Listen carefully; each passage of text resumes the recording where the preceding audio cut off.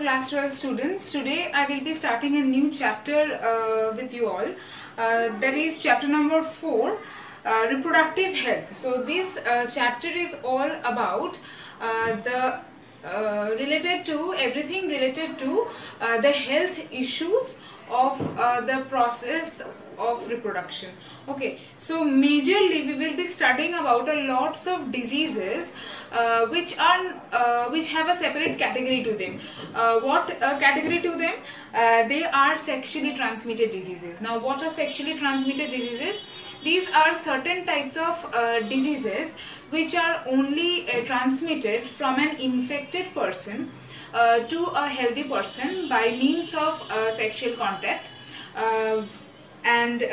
These diseases are transmitted by certain agents known as pathogen who cause this disease. Okay, so there are different types of sexually transmitted diseases. They are also known as STD. Okay, the short form is STD, and we will be learning about a lot of sexually transmitted diseases, and we will be also learning about their details. That means their causative agent or pathogen, their mode of transmission, symptoms. But what I want to tell you before starting is that in your book you will find lots of details under each disease, which you don't have to study all of them. Okay, so I will provide a separate chart along with these videos where you will get all the necessary informations under each disease that you have to learn for your exam. So follow that chart for these for particularly these diseases. Okay, and the other things that are in this chapter I will make you or ask you to mark from the book, or if needed I will provide a notes, separate notes. Okay. First disease, the name is syphilis. So this is one of the most common STDs. The pathogen of syphilis is a bacteria known as Treponema pallidum. So all these are scientific names. The names of all these pathogens will be in scientific names, and you know how to write scientific names. You will write them separately and underline them separately, and the first letter of the second word will be small letter. Like this, you have studied these details in class 11, so I am not going into that. So syphilis, this disease is caused by a bacteria known as Treponema pallidum. Okay, now what is its mode of transmission?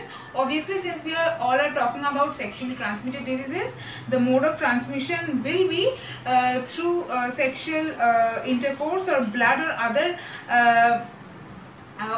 transmission of other body fluids will cause this disease and transmit this disease from an already infected person to a healthy person. Okay, moving on to the symptoms. There are many symptoms written here. I will jot down a few, and you will get that in the PDF that I will provide along with this video.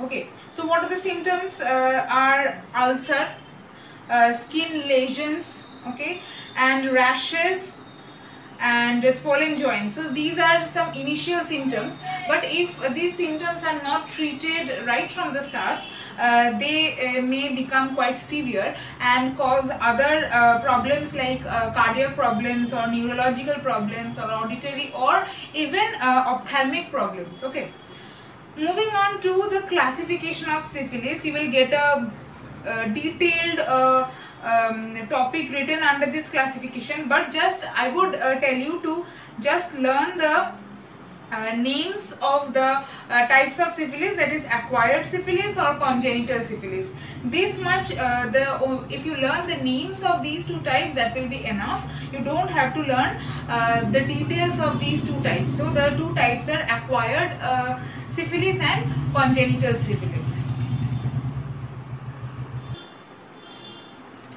Next, Next, coming to the diagnosis of syphilis. How can syphilis be diagnosed? There are two processes, or rather tests. The name of two tests are written here: VDRL, or the full form of VDRL is Venereal Disease Research Laboratory. Now, what is venereal disease? You will get in your book that sexually transmitted diseases are called venereal diseases. That means venereal diseases are another name for sexually transmitted diseases. So there is this laboratory where all these types of STDs or venereal diseases are tested. So VDRL test is one such test which is done in that kind of a lab. Okay. Next one is TPHA. The full form is Treponema pallidum hemagglutinin assay test. So Treponema pallidum is the causative agent of syphilis, and this particular test will target the Treponema pallidum only, whether the person who is getting tested, whether that person has this bacteria or not. This test will target that only. Okay, so just learn the names or the and the full forms also of these different tests. Okay. Next, coming to the precautions. Obviously, the precautions of most or all of the sexually transmitted diseases will be more or less same. Like you should, like a person should be careful when having such a sexual connection with another person, whether that person is infected or not. That should be known. Okay.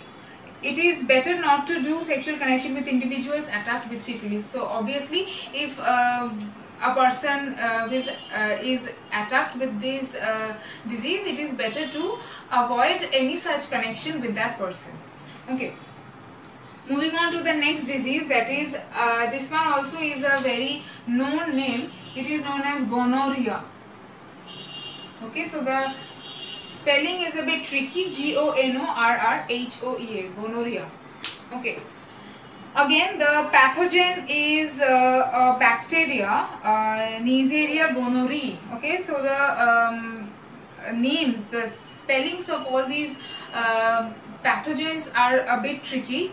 You have to learn these names properly, and also if you can, you may write and practice so that there is no mistake and you get the full marks if this comes in your exam.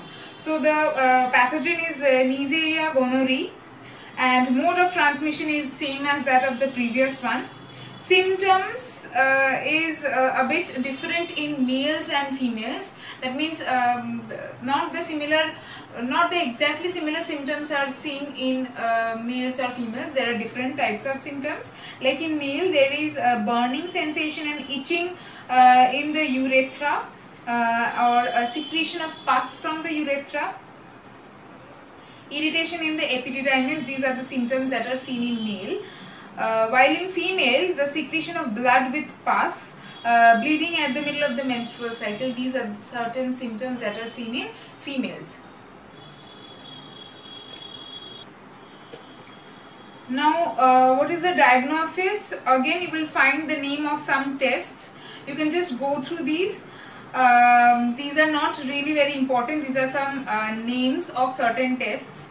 The important topics under these STDs will be the names of the pathogen, okay, and the symptoms, and also the prevention. Okay, so these are the most important ones, and some diseases will also have their diagnosis, the names of some tests as important parts. Okay, so generally the name of the causative agent or the pathogen, symptoms, and prevention or remedies will be the important portion. Moving on to the next one is AIDS. Now, the full form of AIDS is acquired immunodeficiency syndrome, and this is also caused by a virus known as HIV, human immunodeficiency virus. So this HIV is a pathogen that causes AIDS. Okay. Now, mode of transmission will be same as that of the others. Still you will have to learn them separately, or there might be slight differences in from one disease to another.